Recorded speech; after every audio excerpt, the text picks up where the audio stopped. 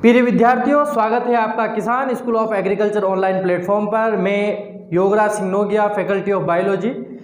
और अभी तक जिन विद्यार्थियों ने हमारा ऐप इंस्टॉल नहीं किया है वह डिस्क्रिप्शन बॉक्स में जाइए, ऐप को इंस्टॉल कीजिए और विषय वस्तु से संबंधित जो भी सामग्री है उसे आप प्राप्त कर सकते हैं। और हमारे वीडियो को लाइक, सब्सक्राइब और उसमें कमेंट कीजिए। और आने वाले जो भी आपको वीडियो चाहिए उसे प्राप्त करने के लिए उसमें नीचे कमेंट बॉक्स में लिखिए। तो सीधा हम चलते हैं अपने टॉपिक के बारे में, आज मेंडल के जीवन परिचय के बारे में। तो आज हम बात करेंगे मेंडल के जीवन परिचय के बारे में। बायोग्राफी ऑफ मेंडल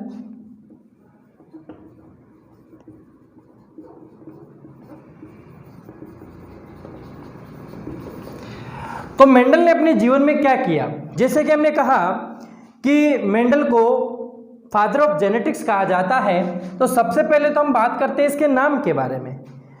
जैसे बीएचयू में क्वेश्चन आया था कि मेंडल का पूरा नाम क्या है और उसका स्पेलिंग पूछा गया था, तो हम बात कर सकते हैं मेंडल का पूरा नाम ग्रेगर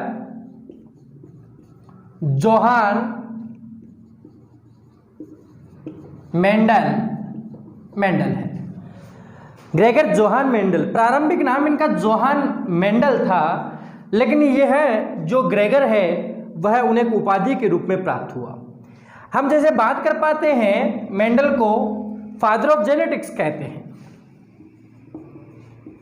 फादर ऑफ जेनेटिक्स, आनुवंशिकी के पितामह कहा जाता है। और जैसा हम बात कर पाए मेंडल के जीवन परिचय के बारे में, इनका जो जन्म है वह 22 जुलाई 1822 को हुआ। इनका जो जन्म है वह ऑस्ट्रिया देश में हुआ। प्रांत कौन सा है? प्रांत है हेजेंड्रॉफ प्रांत में इनका जन्म हुआ। गांव कौन सा है? गांव है सिलिसिलिया, जिसे मारविया भी कहा जाता है। तो यह बात हुई मेंडल के जन्म के बारे में। मेंडल का जन्म एक माली परिवार में हुआ। इनके पिता बहुत गरीब थे और प्रारंभ से ही मेंडल का जो रुझान है या लगाव है वह प्रकृति की ओर था। और इसी के कारण हम यह कह सकते हैं कि मेंडल की जो प्रारंभिक शिक्षा है वह गांव के विद्यालय में हुई। उच्च शिक्षा के लिए यह वियना विश्वविद्यालय गए और हम कह सकते हैं कि सन 1842 में इन्होंने दर्शन शास्त्र की उपाधि धारण की। दर्शन शास्त्र की जो डिग्री है वह प्राप्त की और यह सन 1848 में यह अगस्टिन मठ, ब्रून शहर है एक, तो कौन सा शहर? ब्रून शहर। इस ब्रून शहर में एक मठ है अगस्टियन मठ में यह पादरी के पद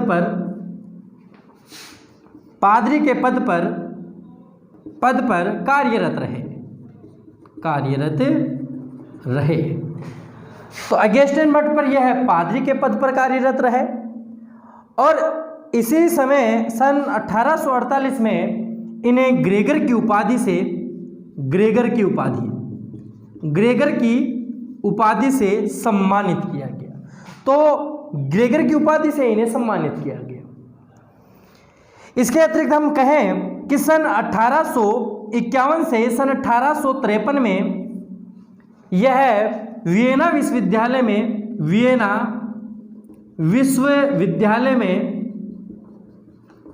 में गणित एवं विज्ञान के प्रोफेसर पद पर कार्यरत रहे। गणित एवं सामान्य विज्ञान के पद पर कार्यरत रहे। जैसा कि हमने कहा कि मेंडल जो है उनका प्रारंभिक तौर से ही विज्ञान विषय की ओर विस्तार इनका रुझान था और इन्होंने मटर के पौधे पर अपने शोध कार्य प्रस्तुत किए। हम जैसे जान पाते हैं कि जनकों से संतति में आनुवांशिक लक्षणों का संचरण होता है। जो संततियां हैं उस संतति में जनकों के समान करैक्टर दिखाई देते हैं और वह संतति में जो पाए जाने वाले लक्षण हैं वह जनकों से स्थानांतरित होते हैं। इस बारे में सबसे पहले किसने बताया? ग्रेगर जॉन मेंडल ने बताया। तो हम बात करते हैं इन्होंने अपने प्रयोग किस प्रकार किए और किस पादप पर किए। तो देखिए, आप स्क्रीनशॉट ले सकते हैं। चलिए, ये तो बात हुई मेंडल के जीवन परिचय के बारे में।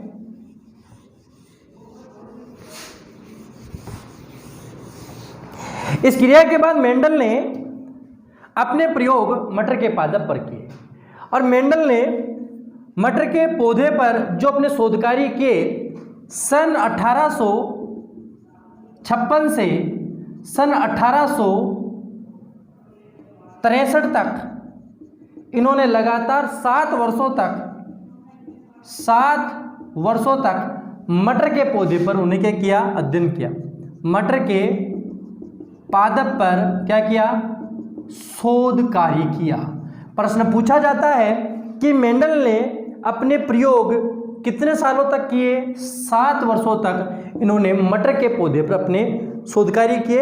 अगस्टिन मठ पर पादरी के पद पर कार्य करते हुए उस चर्च के अंदर अगस्टिन मठ में इन्होंने मटर पाइसम सटाइवम पादप पर अपने शोध कार्य को 7 वर्षों तक कंप्लीट किया और इन्होंने वह चीज खोज निकाली जो किसी को पता नहीं थी कि जनकों से संतति में जो आनुवांशिक करैक्टर है वो कैसे संचरित होते हैं। तो इन्होंने अपने इन शोध कार्यों को सन 1866 में ब्रून सोसाइटी ऑफ नेचुरल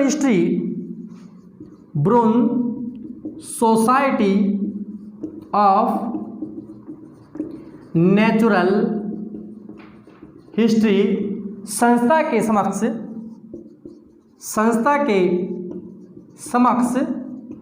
इन्होंने पादप संकरण प्रयोग शीर्षक के रूप में प्रस्तुत किया। क्या शीर्षक क्या था? इन्होंने जो शोध कार्य किया उसे किस शीर्षक के रूप में इन्होंने प्रकाशित किया? उसका नाम था पादप संकरण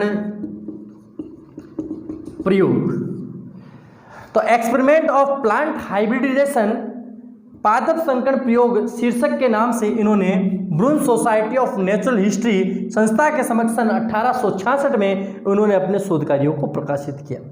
लेकिन उस समय चार्ल्स डार्विन जो बहुत ही प्रतिष्ठित वैज्ञानिक थे, सभी वैज्ञानिकों का ध्यान उनकी तरफ था। इन्होंने बायोस्टैटिक्स लैंग्वेज का यूज किया जिसके कारण अन्य वैज्ञानिक इसे जान नहीं पाए और मेंडल के जो कार्य है वह छुपे हुए रह गए। किसी भी वैज्ञानिक का ध्यान इनकी ओर नहीं रह पाया। तो हमने बात की कि मेंडल ने अपने प्रयोगों को प्रस्तुत किया और इसी के अकॉर्डिंग मेंडल ने अपने संपूर्ण जो पत्र है उसे फ्लोरा नामक पुस्तक में उसे प्रकाशित किया। तो मेंडल के शोध कार्य जो पत्र है वह किस पुस्तक के रूप में बाद में प्रकाशित हुए? उसका नाम है फ्लोरा। तो फ्लोरा पुस्तक में मेंडल के शोध कार्यों को क्या किया गया? बताया गया। बहुत अच्छा प्रश्न है कि मेंडल के द्वारा जो प्रयोग बताए गए हैं, जो शोध कार्य बताए गए हैं, वह शोध कार्य पत्र किस पुस्तक में प्रकाशित किए गए? फ्लोरा पुस्तक में प्रकाशित किए गए हैं। तो ये बात हुई मेंडल के बारे में।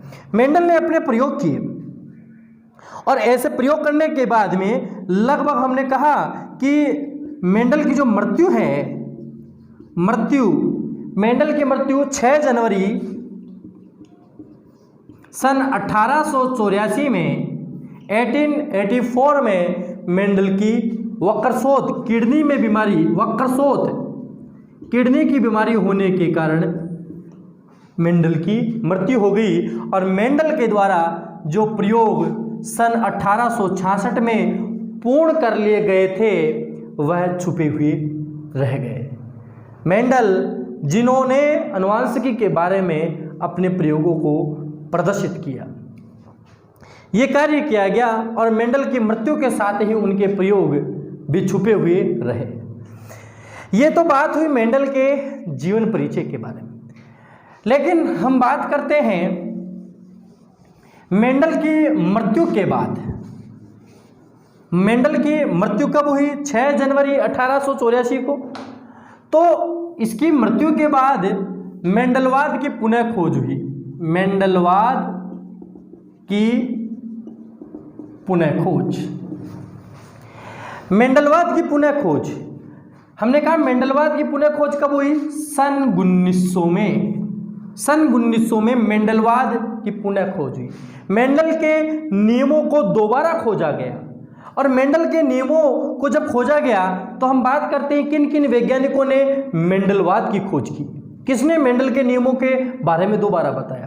तो सबसे पहले हम बात करते हैं, 3 वैज्ञानिक हैं। सबसे पहले हम बात कर पाए हॉलैंड के ह्यूगो डे व्रीज।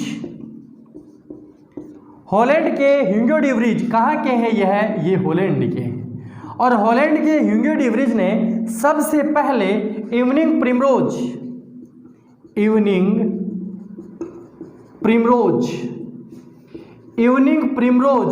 पादप पर प्रयोग किए और पता किया कि जो उन्होंने तथ्य प्रस्तुत किए वो तथ्य मेंडल ने पहले ही प्रस्तुत कर चुका है। तो ह्यूगो डे व्रीज ने इवनिंग प्रिमरोज पादप पर अध्ययन किया। इवनिंग प्रिमरोज और नेक्स्ट हमने कहा कॉल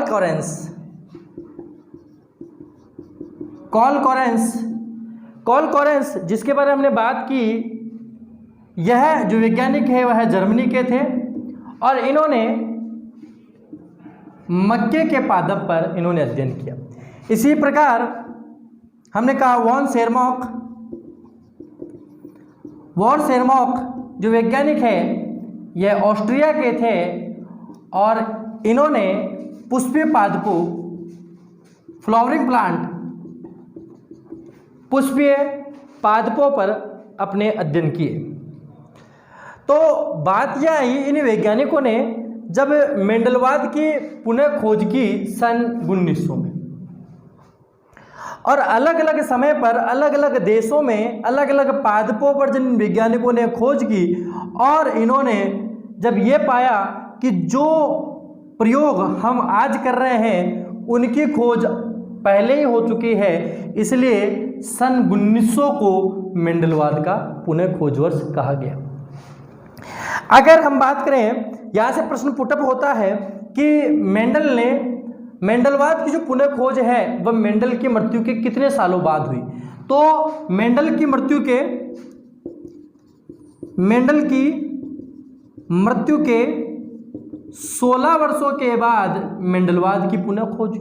मेंडल की मृत्यु के बाद अगर पूछा जाए कि मेंडल के शोध कार्यों के बाद कितने वर्षों के बाद मेंडलवाद की पुनः खोज हुई, तो 34 वर्षों के बाद। मृत्यु के बाद 16 वर्षों में, और शोध कार्य जब उन्होंने कर दिए थे मेंडलवाद की, जब मेंडल ने जब अनुवांशिकी की खोज कर ली थी उस शोध कार्य के बाद कितने वर्षों के बाद? 34 वर्षों के बाद। तो यहाँ से मेंडल की मृत्यु और मेंडल के जो शोध कार्य है उनके बारे में प्रश्न पुटअप किया जा सकता है। किन्होंने मेंडलवाद की खोज की? ह्यूगो डे व्रीज हॉलैंड के, कॉल कॉरेंस जर्मनी के, वॉन सेरमॉक ऑस्ट्रिया के, और मेंडलवाद की पुनः खोज कब की गई? सन 1900 में। तो ये तो बात हुई इनके बारे में। चलिए अब बात आती है कि मेंडल ने अपने संकड़ प्रयोगों के अंतर्गत मटर के पौधे का चुनाव ही क्यों किया? तो मटर के पौधे के चुनाव के कारण क्या कारण रहा कि मेंडल ने अपने एक्सपेरिमेंट के अंतर्गत केवल मटर के पौधे का ही चुनाव किया। तो जैसे हम बात कर पाए, मटर का जो पौधा है वह कम स्थान पर उगाया जा सकता है, कम स्थान पर उगाया जा सकता है, नंबर फर्स्ट, कम स्थान पर उगाया जा सकता है। नेक्स्ट, जो मटर का पौधा है उस पर सभी लक्षण स्पष्ट रूप से दिखाई देते हैं। तो हम कह सकते हैं कि स्पष्ट लक्षण व्यक्त होते हैं।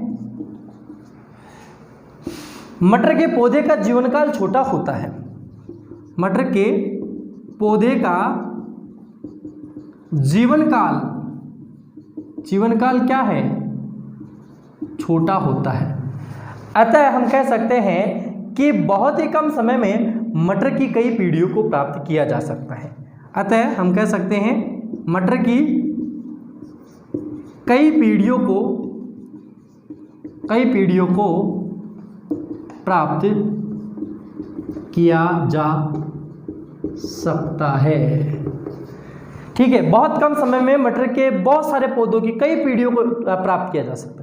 इसके अतिरिक्त बहुत इंपॉर्टेंट कैरेक्टर है कि मटर का जो पौधा है वह बाइसेक्सुअल, द्विलिंगी होता है। द्विलिंगी होता है। नर व मादा जननांग एक ही पुष्प में पाए जाते हैं। इसका मतलब ये क्या है? द्विलिंगी होता है। और द्विलिंगी होने के कारण यह प्राकृतिक रूप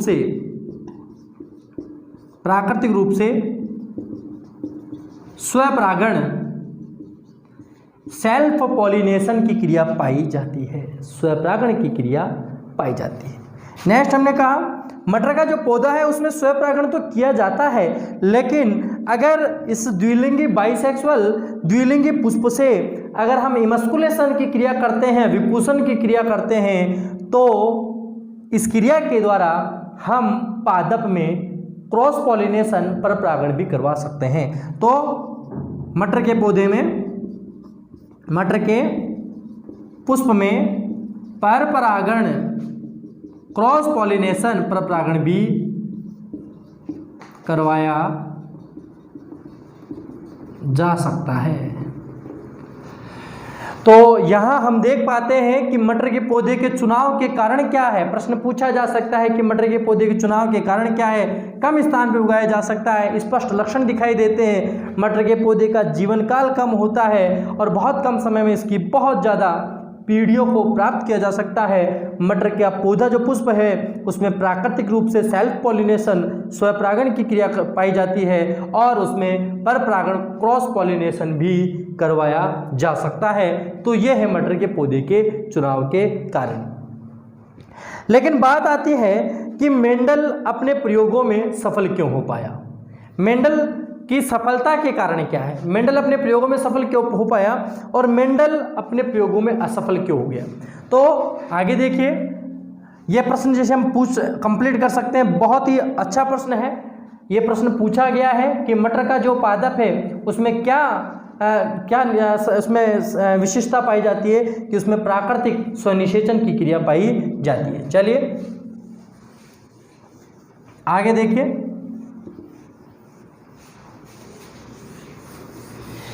तो हम बात कर पाए,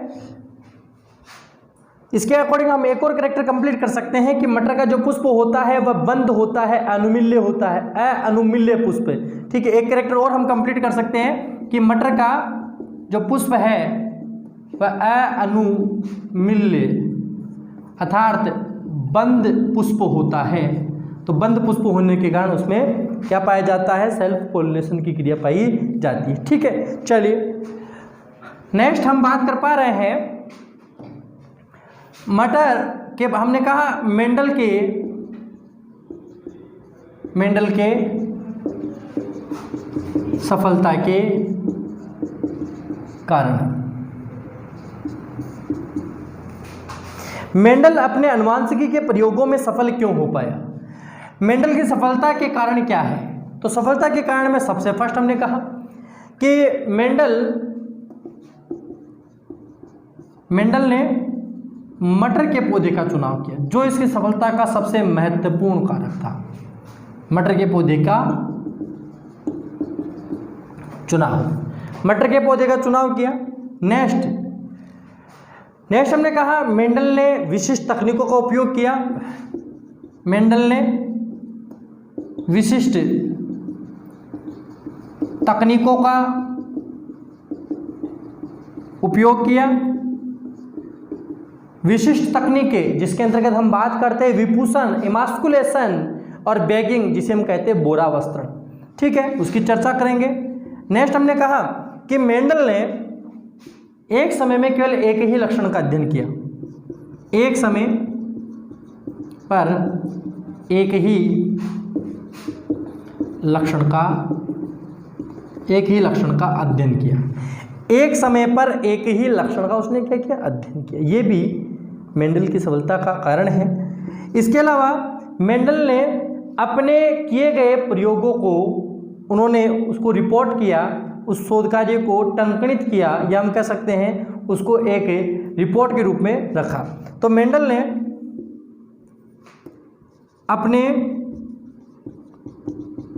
प्रयोगों को अनुलिखित किया। इसके अलावा अगर हम बात करते हैं, मेंडल ने अपने प्रयोगों के अंतर्गत जैव सांख्यिकी भाषा का उपयोग किया। जैव सांख्यिकी भाषा का उपयोग किया। तो हम बात कर पाए मेंडल ने मटर के पौधे का चुनाव किया, मेंडल ने विशिष्ट तकनीकों का उपयोग किया, एक समय पर एक ही लक्षण का अध्ययन किया, अपने प्रयोगों को उन्होंने आंकड़ों के रूप में, या हम कह सकते हैं यहाँ पे आंकड़ों के रूप में संग्रहित किया। ये सारे कार्य क्या किया? सारे कार्य मेंडल के द्वारा किए गए। तो अब हम आगे बात करते हैं मेंडल के असफलता के कारण।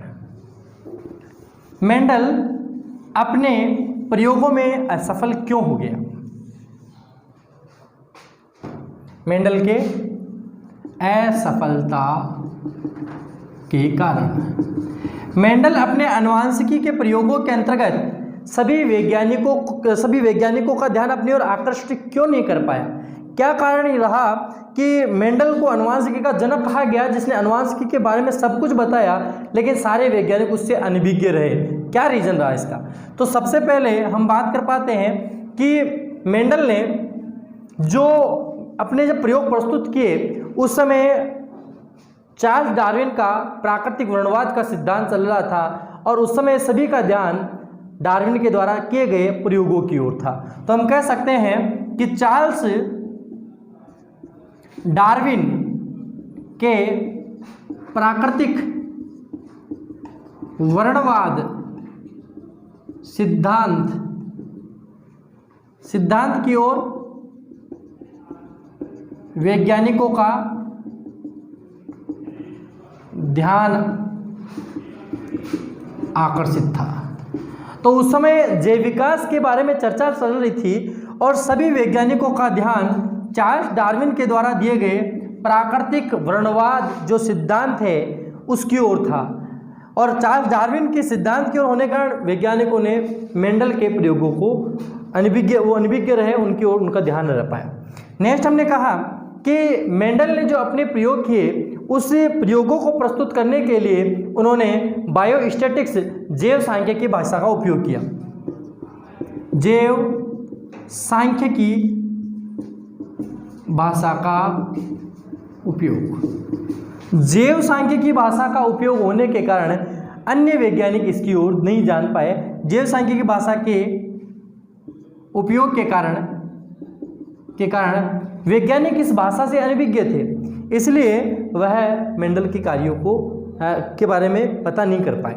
इसके अलावा मेंडल के असफलता के कारणों में इम्पोर्टेंट ये भी रहा कि मेंडल ने जिन पौधों, जब मटर के पौधों पर अध्ययन किया, उसके अतिरिक्त अन्य जो पौधे हैं जिसके अंतर्गत हम बात कर पाते हैं, जैसे हॉगवीड जो प्लांट है, इस प्लांट के अंदर एपोमिक्सिस की क्रिया पाई जाती है। क्या? असंजनन, एपोमिक्सिस की क्रिया पाई जाती है। ठीक है। तो हॉगवीड जो प्लांट है असंगजनन एपोमिक्सिस, जिसे हमने कहा एपोमिक्सिस, तो चार्ल्स डार्विन को पता चला कि मेंडल ने अपने प्रयोग प्रस्तुत किए हैं, तो चार्ल्स डार्विन ने मेंडल को हॉगवीड पादप पर अपने प्रयोगों को करने के लिए कहा। लेकिन हॉगवीड पादप पर जो प्रयोग या जो करेक्टर मटर के पौधे पर मेंडल ने प्रस्तुत किए थे, वह लक्षण हॉगवीड पादप पर, वह जितने भी निष्कर्ष है वो हॉगवीड पादप पर नहीं प्राप्त होते, इसलिए क्योंकि हॉगवीड पादप में असंजनन पाया जाता है, एपोमिक्सिस पाया जाता है, लैंगिक प्रतिस्थापन की वह क्रिया जिसमें बिना अंडाशय के निषेचन के ही बीज का निर्माण होता है, इस क्रिया को एपोमिक्सिस या असंजन कहते हैं, जिसके बारे में विंकलर नामक वैज्ञानिक ने बताया था। तो एपोमिक्सिस की क्रिया होने के कारण हॉगवीड पादप में यह मेंडल के नियम लागू नहीं होते। और इसी प्रकार अगर हम बात करते हैं हनी बी, जो मधुमक्खी है हनी बी, इस हनी बी में भी क्या होता है पार्थिनोजेनेसिस, जिसे कहते हैं अनिषेक जनन, पार्थेनोजेनेसिस। तो पार्थिनोजेनेसिस की क्रिया अनिषेक जनन किसे कहेंगे कि बिना युग्मक संलयन के ही नए जीव के निर्माण की क्रिया को पार्थिनोजेनेसिस अनिषेक जनन कहते हैं। तो हॉगवीड और मधुमक्खी के अंतर्गत जो करेक्टर मटर के पौधे में प्राप्त हुए थे, वह ही जो निष्कर्ष है वह इस पादप में और इस मधुमक्खी में उत्पन्न नहीं होते। अतः यहाँ आकर मेंडल के जो नियम है वह असफल हो गए। तो यह बात कर पाए हम मेंडल की असफलता के नियमों के बारे, असफलता के कारणों के बारे में। पार्थिनोजेनेसिस ये हम बात कर पाए, और इसी के अकॉर्डिंग हम बात कर पाते हैं कि मेंडल ने जो अपने प्रयोगों को जिस पुस्तिका में प्रकाशित किया, ब्रून सोसाइटी ऑफ नेचुरल हिस्ट्री, वह पुस्तिका संपूर्ण वर्ल्ड में वह मुख्य रूप से विस्तृत रूप से प्रकाशित नहीं हो पाया, या वैज्ञानिकों के ध्यान उनका आकर्षण नहीं हो पाया। तो हम कह सकते हैं कि मेंडल के प्रयोग ब्रून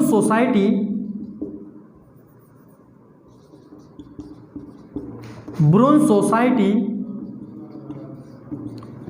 ऑफ नेचुरल हिस्ट्री जो संस्था है, यह पूर्ण रूप से वैज्ञानिकों से संबंधित नहीं थी। मतलब हम ये कह सकते हैं कि मेंडल ने जो अपने शोधकार्य किए वह ब्रून सोसाइटी ऑफ नेचुरल हिस्ट्री में पादप संकरण प्रयोग के शीर्षक से प्रस्तुत किए, जबकि इस पुस्तिका, इस संस्था से ये संपूर्ण रूप से मेंडल के प्रयोगों को पब्लिश नहीं कर पाई, प्रकाशित नहीं कर पाई, इसलिए मेंडल के जो ये नियम है वह असफल रह पाए, अन्य वैज्ञानिकों का ध्यान इनकी ओर आकर्षित नहीं हो पाया। तो ये बात हुई असफलता के कारणों के बारे में। अब इसके बाद हम बात करते हैं मेंडल की तकनीकों के बारे में। मेंडल की संकरण प्रयोग के अंतर्गत तकनीकें। तो मेंडल ने अपने संकरण प्रयोग के अंतर्गत किन किन तकनीकों का उपयोग किया? सबसे पहले हम बात करते हैं विपूषण, जिसने हमें कहा एमस्कुलेशन,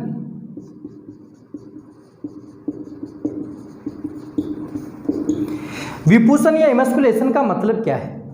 विपूषण का मतलब है कि जो द्विलिंगी पुष्प है,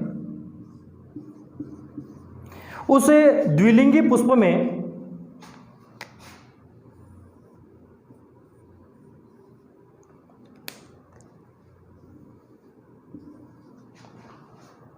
दो जननांग पाए जाते हैं। एक तो हमने कहा एंथर, परागकोश, और ये हमने कहा स्टिग्मा, वर्तिकाग्र। तो हमने कहा एंथर विभूषण किसे कहते हैं कि जो द्विलिंगी पुष्प है उस द्विलिंगी पुष्प से कैंची की सहायता से इस नर जननांग भाग एंथर को हटा देने की क्रिया और पुष्प को एक लिंगी बना देने की क्रिया को क्या कहते हैं? विभूषण कहते हैं। द्विलिंगी पुष्प से नर जननांग भाग जो पुंकेसर है उसे कैंची की सहायता से हटा दिया जाता है, तो उस क्रिया को हम क्या कहेंगे? विभूषण या इमस्कुलेशन कहते हैं। पुष्प को एक लिंगी बना दिया जाता है, तो ये क्रिया क्या कहलाएगी? विभूषण। हम कह सकते हैं यहाँ पर इमस्कुलेशन के अंतर्गत द्विलिंगी पुष्प से परागकोश को हटाना, द्विलिंगी पुष्प से परागकोश एंथर को हटाने की क्रिया को क्या कहेंगे? विभूषण कहते हैं। इसी प्रकार उसने टेक्निक का उपयोग किया जिसे कहा जाता है विभूषण। दूसरा हमने कहा थैलीकरण, और थैलीकरण को बोला जाता है बोरावस्त्रण, बोरावस्त्रण। इस बोरावस्त्रण को ही हम कहते हैं बैगिंग। तो थैलीकरण कह दीजिए, बोरावस्त्रण कह दीजिए, बैगिंग कह दीजिए। हमने कहा थैलीकरण का मतलब क्या है कि जब इस विभूषण की क्रिया क्यों करवाई गई? क्योंकि परागकण, इस पुष्प के परागकण जो एंथर से मुक्त होंगे वह वर्तिकाग्र पर स्थानांतरित ना हो, इसलिए विभूषण की क्रिया करवाई जाती है। तो अवांछित परागकणों से बचाने के लिए इस पुष्प के ऊपर एक पॉलीथीन का आवरण चढ़ा दिया जाता है। इस क्रिया को क्या कहते हैं? थैलीकरण कहते हैं, क्योंकि इसकी वर्तिकाग्र पर, स्टिग्मा पर अवांछित परागकणों का स्थानांतरण ना हो। तो हम कह सकते हैं कि अवांछित परागकणों से बचाने के लिए पुष्प पर थैली का आवरण चढ़ा दिया जाता है। इस क्रिया को क्या कहते हैं? बैगिंग कहा जाता है। इसके बाद हम बात करते हैं, एक क्रिया है जिसे हम कहते हैं एंथेसिस की क्रिया। एंथेसिस किसे कहेंगे? एंथेसिस का मतलब है कि जो पुष्प है इस पुष्प पर ब्रुश की सहायता से वांछित परागकणों को स्थानांतरित करने की क्रिया को एंथेसिस कहा जाता है। जो एकलिंगी पुष्प हो गया उसके वर्तिकाग्र पर वांछित जो भी हमें कैरेक्टर चाहिए उस वांछित लक्षण युक्त परागकणों को इस वर्तिकाग्र पर स्थानांतरित करने की क्रिया को क्या कहा जाता है? एंथेसिस कहा जाता है। और इसके बाद में हमने कहा लेबल लगाना। तो लेबल लगाना, इस क्रिया में क्या किया जाता है कि जिस पादप पर संकर प्रयोग किए जाते हैं उस पादप का सामान्य नाम, उसका बॉटनिकल नाम, उसकी फैमिली, उसमें किए जाने वाले संकर प्रयोग, ये संबंधित अनुवांशिकी से संबंधित जो प्रतीक चिन्ह हैं उनको एक टैग पे लगाया जाता है जिसे लेबल लगाना या टैगिंग कहते हैं। तो ये हम बात कर पाए मेंडल के जीवन परिचय के बारे में, उसकी सफलता के बारे में, असफलता के बारे में, मटर के पौधे के चुनाव के बारे में और मेंडल के संकर प्रयोगों के अंतर्गत काम में ली जाने वाली तकनीकों के बारे में। और इसके बाद हम अगले टॉपिक के बारे में पढ़ेंगे और इसी के अंतर्गत